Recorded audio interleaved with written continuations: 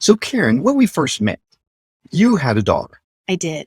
No, she was a great dog. She was the best The dog. best dog. The best dog. Do you miss her? Oh my gosh, yes.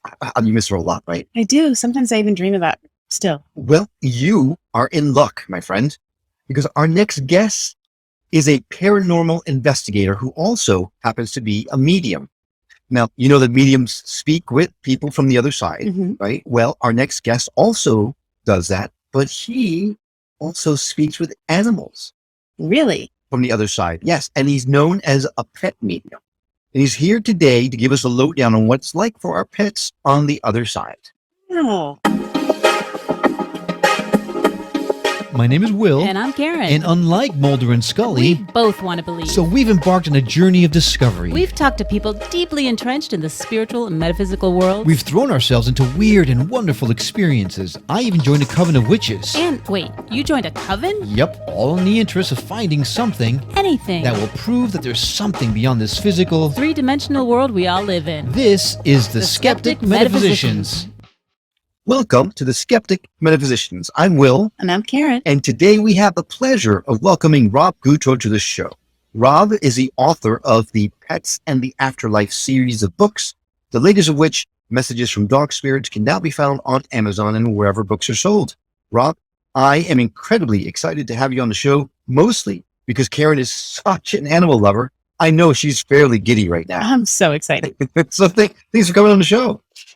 Well, thanks for having me, Will and Karen. I really appreciate you having me today. Well, it's our pleasure to have you. I'm going to just go ahead and open the floor up for Karen because I know she's chomping at the bit. So, Karen, what do you got for Rob? God, I have so many questions. I guess my first question is, how did you find out you could do this? And how did you know it was animals? And I guess I got lots of questions. How do they speak? We'll start with the first one. Let's take it one question at a time, Karen. How did you first realize you were communicating with animals? Well, first I had to communicate with people, and I learned that back when I was a teenager, and my grandfather appeared to me about 6 or 7 months after he died, and he scared the daylights out of me. Yeah. Yeah. I actually told my parents, and it turned out my mother had the ability, but she was afraid to use it. So So what's she wasn't interesting is that surprised.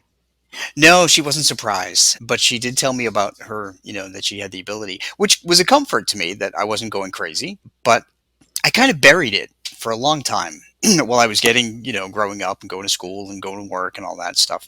And in 2005, I had a puppy, and I bonded with him very quickly because he came to me with pneumonia, and I got him well. And when he was 7 months old, I was walking him and his leash opened. He ran across the street and was killed by a car. Oh, And he became the world's best canine communicator, and he really reawakened my abilities as a medium. I hadn't thought about being a medium at all through my entire life until 2005.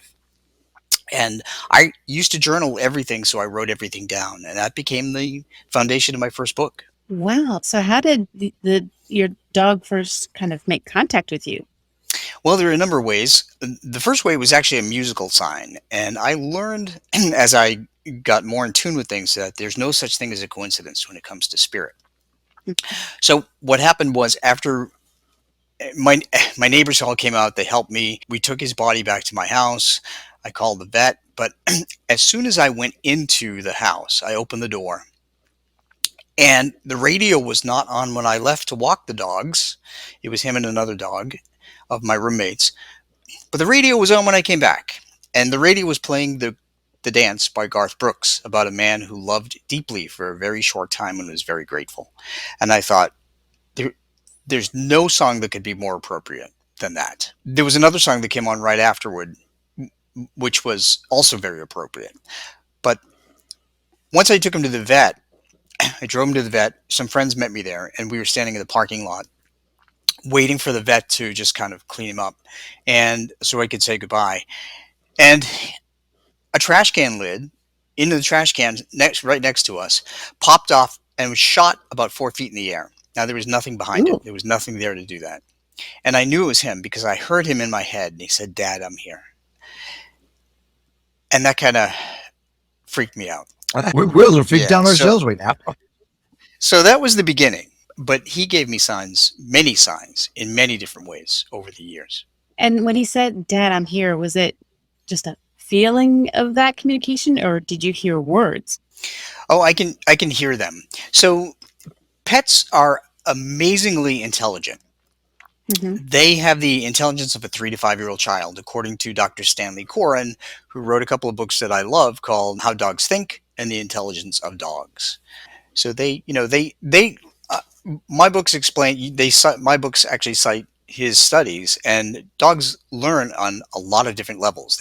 They learn language, they learn emotion, they have instinctual learning, they learn social interaction. We teach them how to go to the bathroom, we teach them to go to obedience school, we take them to the doctor.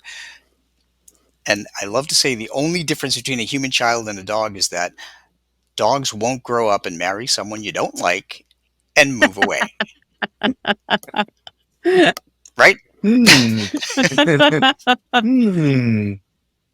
Well, so Rob, I got to ask you because I ask this all the time. The question on my mind right this second is when you say you can hear that, Mhm. like, is it an auditory thing or is it in your mind that you hear that? Because we've heard both ways. Yeah, for the most part, it's in my head. A lot of the ways that spirits communicate with people are telepathically. So, as a paranormal investigator, when I go on investigations for earthbound ghosts, and ghosts are earthbound, spirits have crossed over. That's the way I define them. Oh, okay. When I encounter a ghost, I actually can see them in my mind. So I sketch them out. I bring a book with me and I sketch them out. I learned how to draw, by the way, from my mom, and I used to draw superheroes when I was a kid. So it comes in handy as an adult. Yep.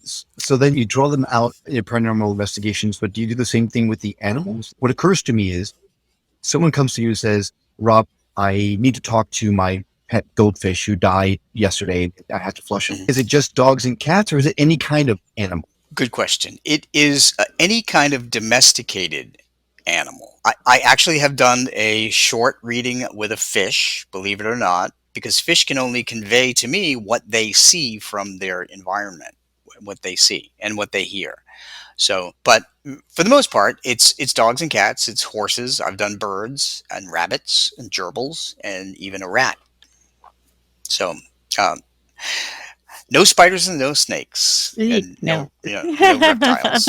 Now, what's the most impactful communication you've had with a pet?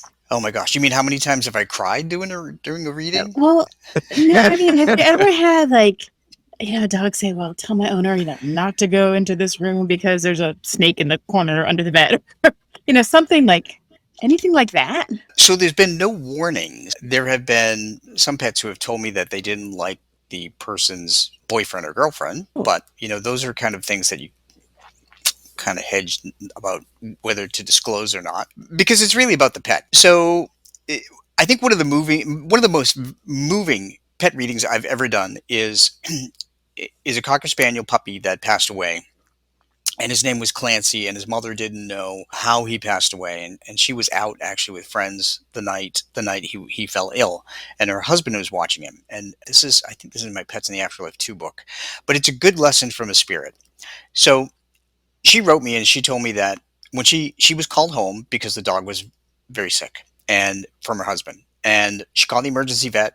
They told her to either bring the dog in or watch the dog if the dog it doesn't look like it's uncomfortable, and then make an assessment in a couple of hours and then bring the dog in. So she said, okay, I'll wait a couple of hours, watch the dog, and bring the dog in. Well, in a couple of hours the dog passed away. This was a puppy. So she didn't know what happened. She had no idea because the puppy was fully healthy when she left. Well, so what I ask people to do is send me a picture of their pet, give me their pet's name, tell me if it's a male or a female, because I don't know, like if Peanuts is a male or a female, for instance. Right. Tell me the name of the person or people in the house, because all those people want to be acknowledged by their pet, and any questions they have. So she asked about how the dog died.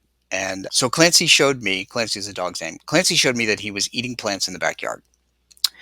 And so when I wrote this reading up, I emailed her and I said, here's a link to the SPCA website about toxic plants.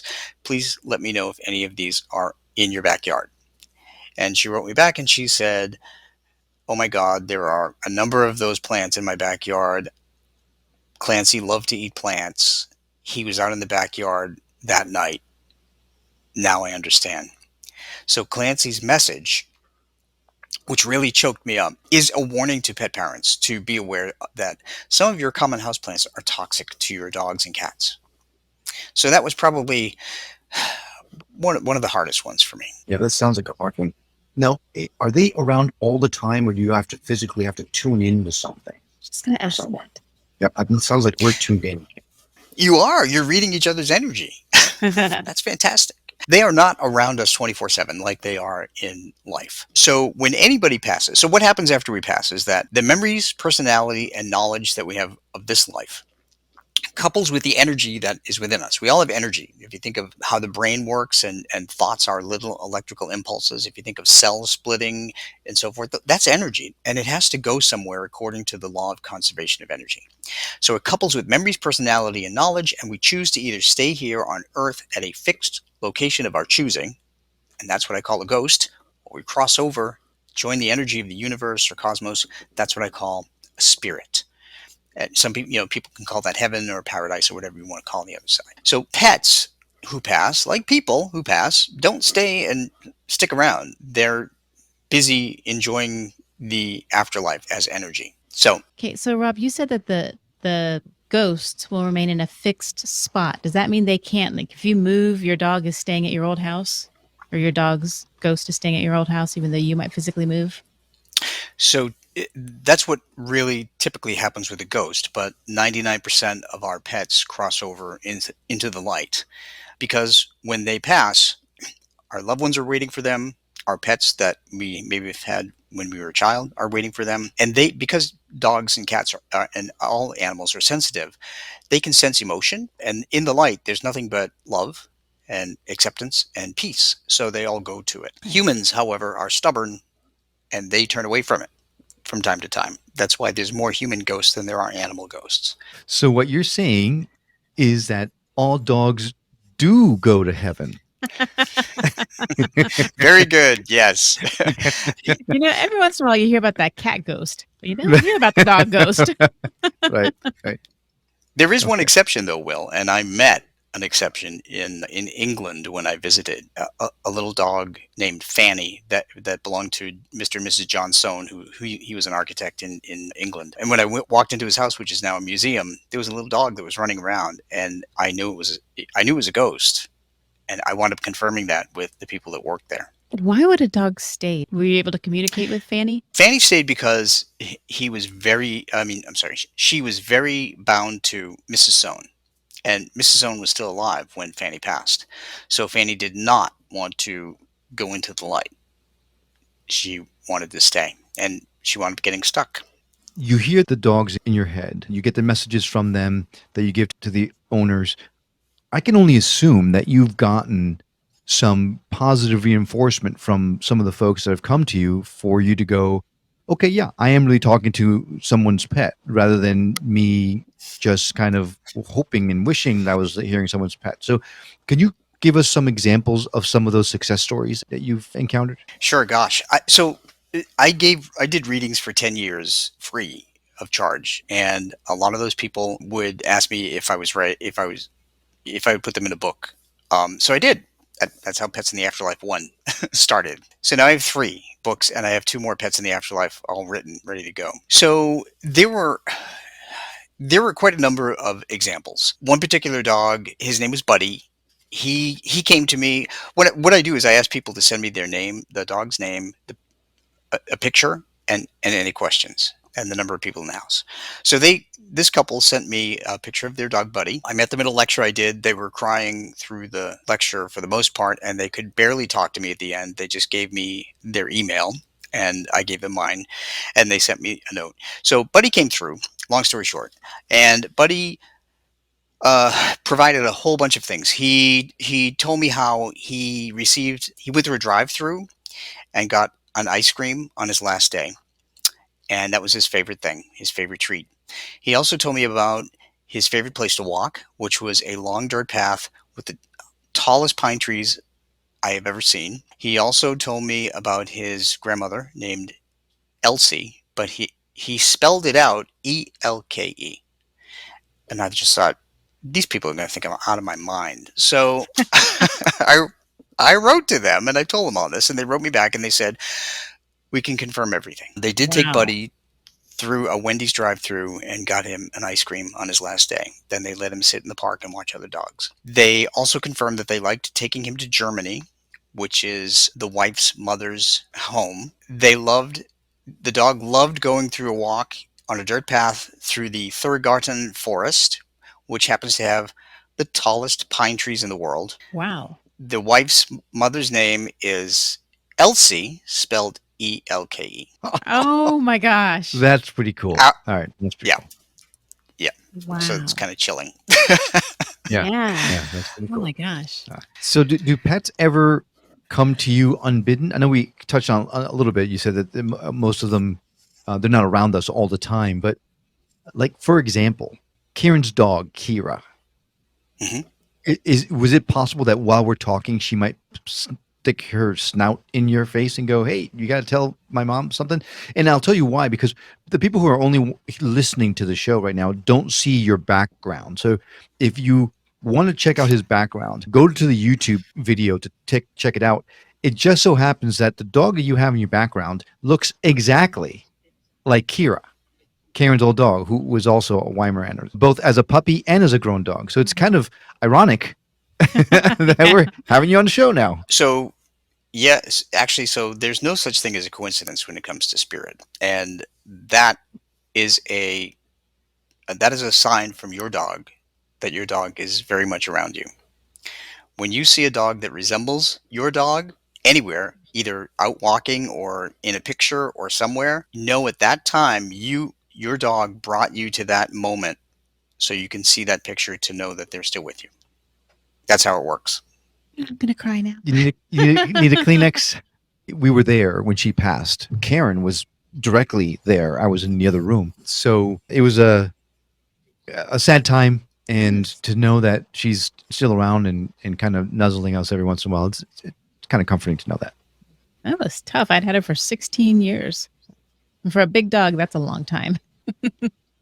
Yeah, as a matter of fact, my dog Dolly, we adopted another Weim after Buzz passed in 2005, and Dolly just passed in October 2020, and she was just a couple weeks shy of 16, and she's my heart dog, and I can tell you a story about how, with an experience with her, that she helped me realize, well, she helped me confirm that people are waiting on the other side. That people are waiting specifically for you, or just that in general people are waiting? They were waiting for her because it was her time to cross. It was the night before she passed. Oh, so who waits for the pet on the other side? If you're with her here, who's there waiting for her? So your relatives in spirit and any pets that you may have had. And what happened was, I was sleeping on the floor with her in the kitchen. I always, in the last couple of months before she passed, I would always sleep in the kitchen until she fell asleep. Me and our little dachshund who was bonded to her. And we waited for her to go to sleep, and then we would get up and go to bed. Well, on that last night, I stayed there, and so did our little dachshund Tyler.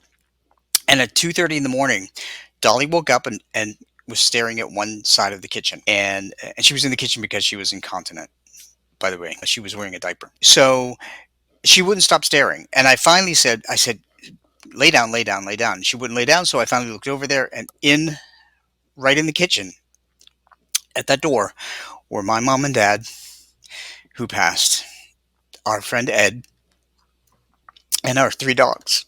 It was hard to see, but they were there for an instant. And the next day, my friend Ruthie, who's a medium, texted me, and she said, Rob, Dolly is okay. And she said she was greeted by your parents and some other guy and your 3 dogs. And, I can sense spirits all the time, but it just destroyed me emotionally. Yeah. So I can only imagine.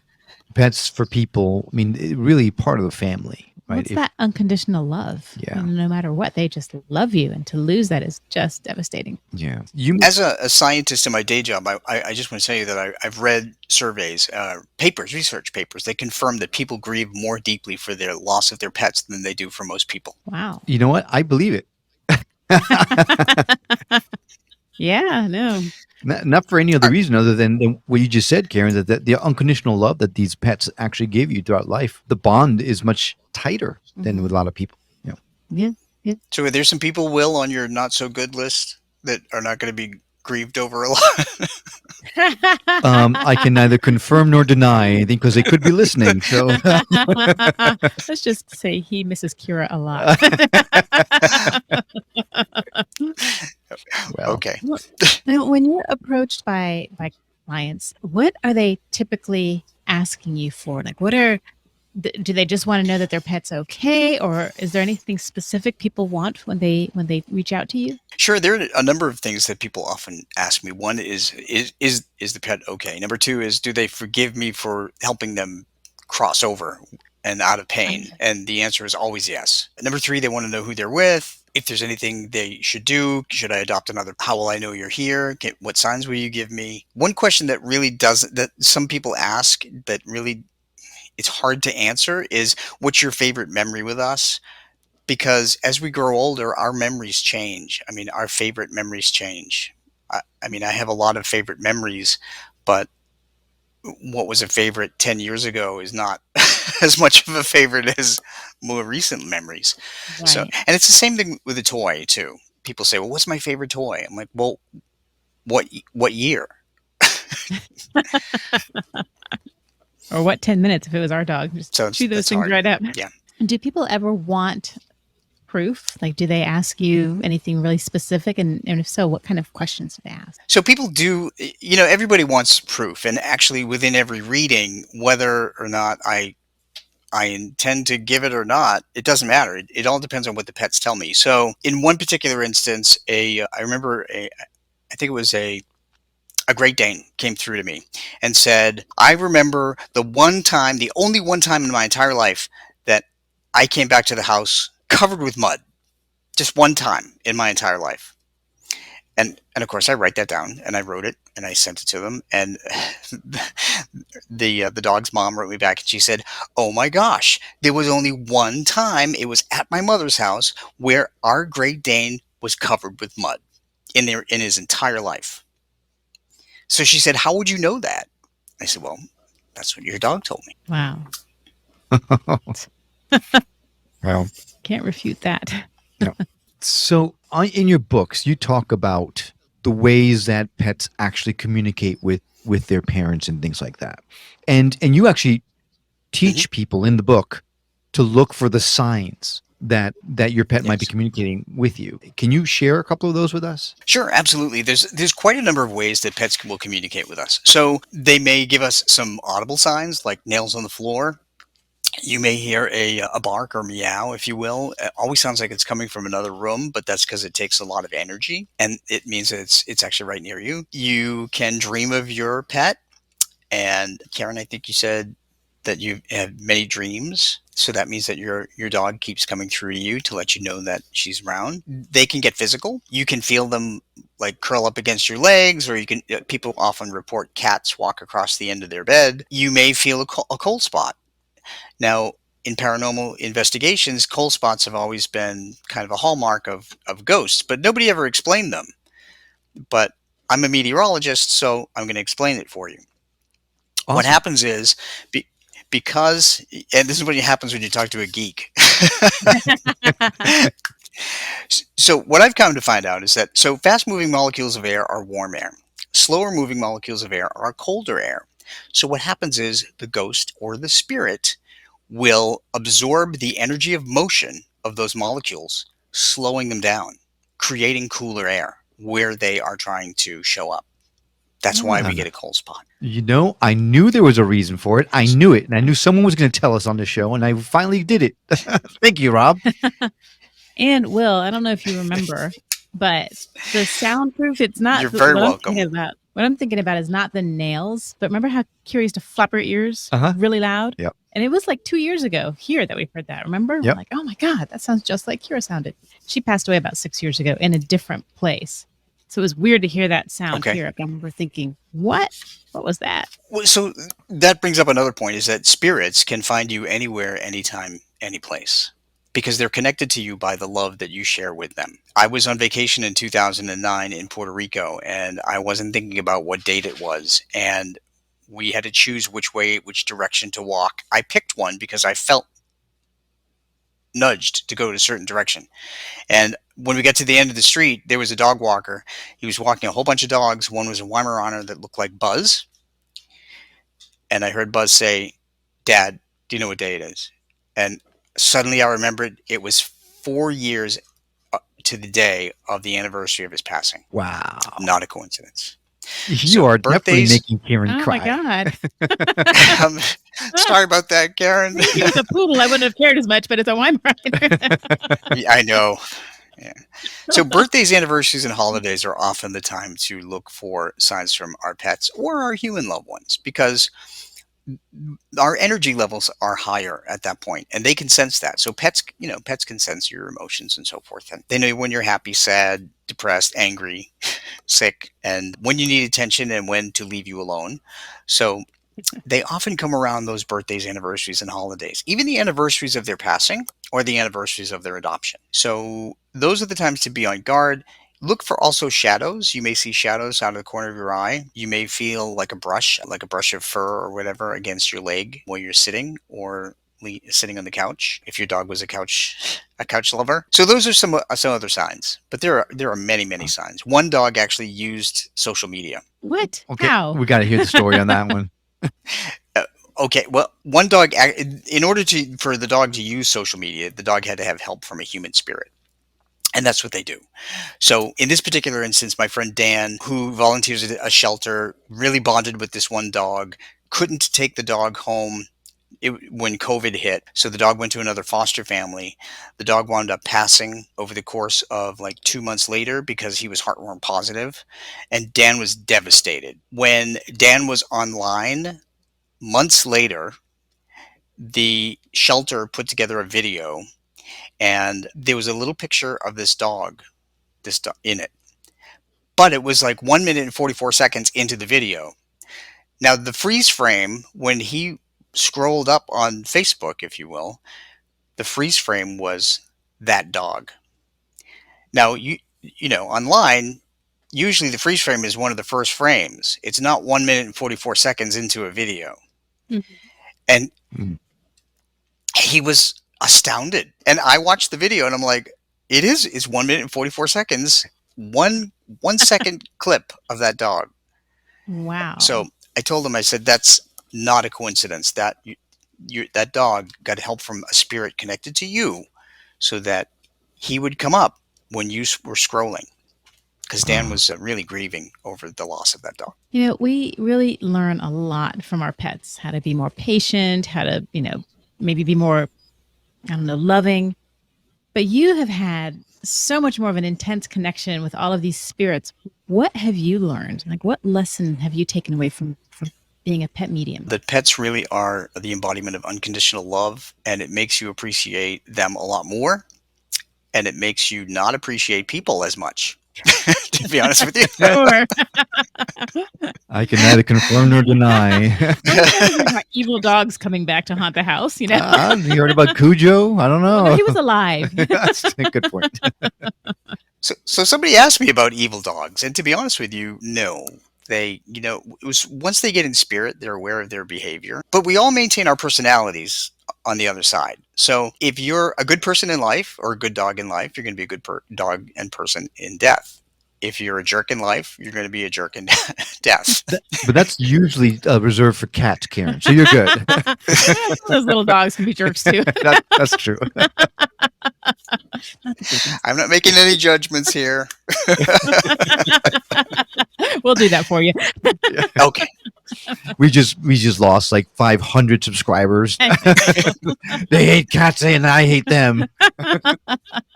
I actually, just full disclosure, I had 2 cats when we met. I love cats. I'm a cat lover, so please don't don't leave us.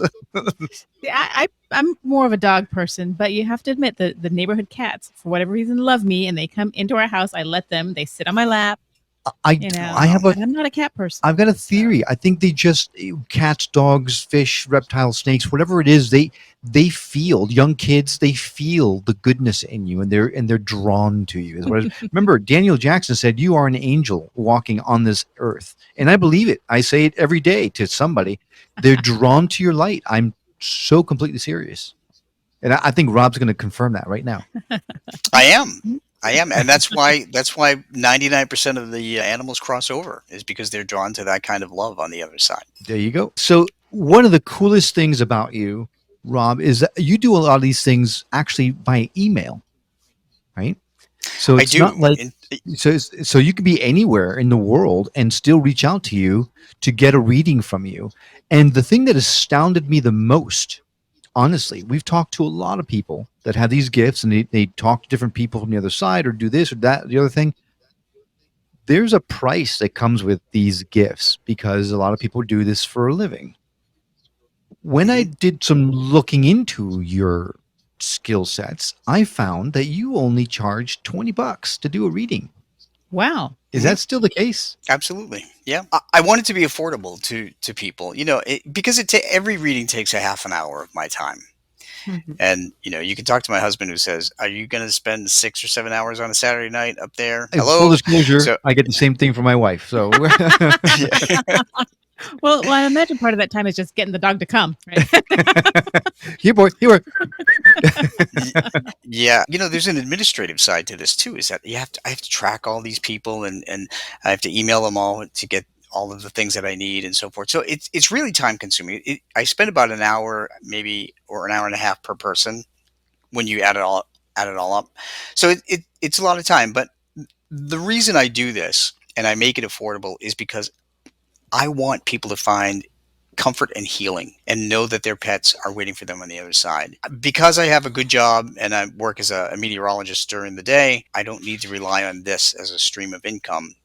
This is my way of trying to, bring some comfort to the world that we live in. That's so kind of you. Now, I just couldn't help thinking of.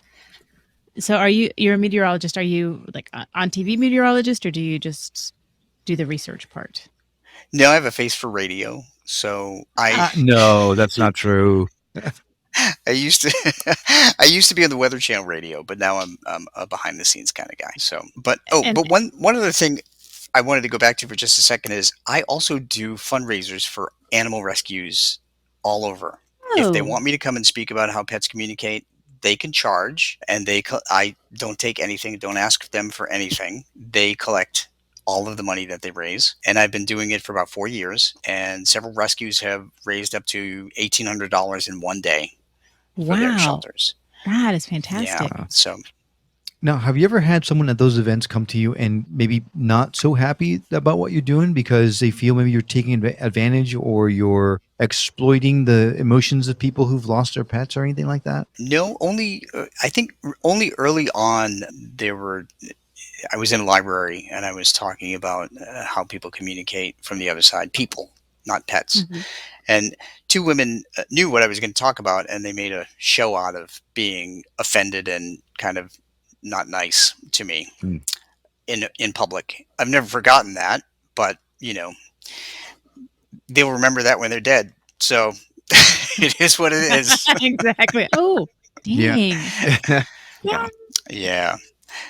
But no, and I will tell you that whenever I go to these events, sometimes a dog comes through. I went to the animal rescue of New Hampshire, and when I got off the plane in New Hampshire, a dog named Missy came through to me. I was on the plane, and the dog said, "My name is Missy, Missy, Missy, Missy," and I heard it like 3 times, and I'm like, "Okay, I don't know who you are, but I'm sure I'm going to meet your mother tonight or today." So when I got to the rescue, she just as walking through the door, that little dog was right next to me in spirit.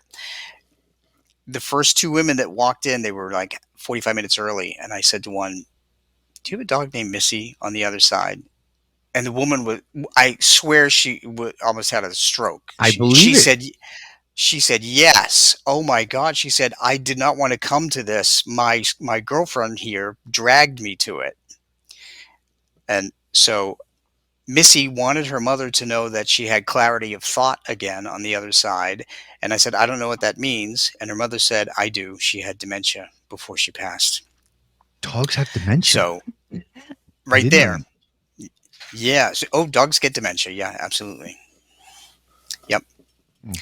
So that was an important sign that that little dog wanted her mom, who was a non-believer until that moment, to know Yeah. that she's Wow. okay. Yeah. This just opens up so many different levels to me. Like people talk about going over the Rainbow Bridge and all that kind of stuff, but I mean, I don't know how much of that I believe. I don't know how much of anything I believe, right, at any given moment. But you're telling us stories that are irrefutable from what you're telling me. I mean, that's God. I don't even have the words. I Like, can't even talk. how could So you? I'll continue. Now, Yeah, I would never have thought that pets actually do go to heaven. To go back to that dumb cliche, it's just kind of mind blowing a little bit. That's something that has kind of been a pet peeve of mine all the time, is that, some religions will tell you that pets don't have souls, and that's absolutely, excuse my language, asinine, because everything has a soul.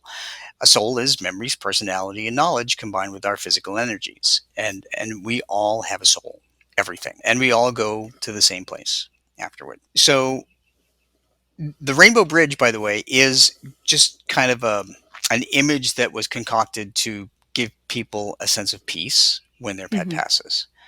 There's not really a rainbow bridge. It's actually a tunnel of white light. Right. Yeah.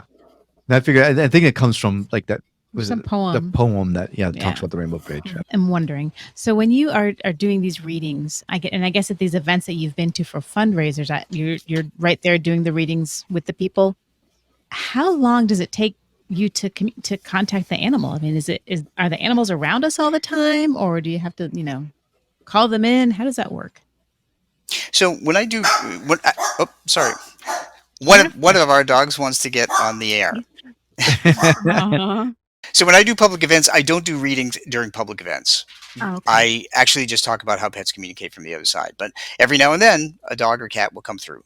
And I can sense them in the room, but I'm too focused on explaining to people, how pets communicate, to do readings at that time. That's why I do them all in my home by email, so that I'm not disturbed and it's very quiet and I can concentrate and connect. Because that's the kind of medium I am. I'm kind of a medium rare, if you will. I need to sit I like that. by Ah, myself. I think we might have just found the title for an episode, the medium rare medium. Karen, do you have any other last questions? No, I think I mean, I'm sure as soon as we stop, I'm going to have like 50. Other than, how would someone, get in touch with you if they wanted to get a reading with their pet? They can go to my website. It's robgutro.com. That's Gutro. And that's without the squeaky that you may hear in the background. I love it. But Yeah. if you do the squeaky somehow, you get special treatment on this website. So make sure you have one nearby. Absolutely. And if people can't remember how to spell my massacred French name, they can type in petspirits.com, and that goes to the same place. Great. Well, we're going to make it easy, and we're going to add direct links to all of your website, social media, all that kind of stuff on our show notes. So all you need to do is go to skepticmetaphysician.com, hit his episode page, and you will see all the direct links. Just click those puppies, pardon the pun, and it'll take you right to Rob so you can connect with him. Rob, this has been fantastic. Any last minute messages you want to make sure our audience hears before we say goodbye? The only thing I will tell you is, number one, don't feel guilty about helping your pet pass out of pain. Number two, their love for you will bind you to them forever. And number three, they will be waiting for you on the other side. And thank you both for having me today. It was a pleasure having you. I think we're going to invest in some Kleenex here in a couple of minutes for Karen. But you brought up a great point that now I've got to expand on a little bit, and that is helping your pet pass over. When I was a very young man, I actually volunteered at a pet shelter and was forced to be there holding the animal while they put them down. And that was probably the single hardest thing I've ever Oh my had gosh. to do in my life. And I always wondered if something like that was, I mean, they put so much trust in you Oh my gosh. that I can't Yeah. imagine them not being really pissed off at me because I'm holding them while they're getting that shot. So is that the case, or do they understand that we're just trying to ease their pain? They do understand, and as a matter of fact, I'm sure that that dog and any animals that you helped were very grateful that you were there and being very gentle with them and kind to them. In some cases, pet parents do not. They don't have the courage to go, but I urge everybody to do that, to be there for them. For those that don't, make sure you pet your dog or cat around their nose because it puts your scent there so that they can smell you, because scent is the most important thing. And nobody really wants to die alone. However, I will tell you that if your pet passes when you're away, they did make that choice to die before you got there so that it would not be the last memory that you have. They know how traumatic it would be if they died in your presence, so they do something unselfish and they pass on their own. So that's an important point too. Karen, just looking at you is breaking my heart right now. It's a very emotional thing, It is. Oh my gosh. I was not expecting and Karen, this. I'll tell you, Karen, I have cried a lot when I do readings. As a matter of fact, I did a spaniel, a Cavalier Spaniel last week, and I cried for 30 minutes while I was typing the messages from this dog. And by the end of it, I was exhausted. But the love is just so pure. Well, Rob, I thank you so much for coming on and talking to us about this. I'm not sure Karen is as happy now as she was at the beginning of the interview, but I really do appreciate you coming on. You've given us a lot to think about and information that really everyone needs to know. So thank you very much for coming on. Thanks for having me. And as always, if you know someone that would benefit from hearing these messages that we shared on this show or any of our others, I hope you'll consider sharing us with that person. It will help grow the show and may just help someone else come to terms with the fact that we and our pets are so much more than just this three-dimensional bodies that we inhabit. Well, I hope you've enjoyed this episode as much as we have. That's all we have for now. We'll see you on the next episode of The Skeptic Metaphysicians. Until then, grab your handkerchiefs and take care.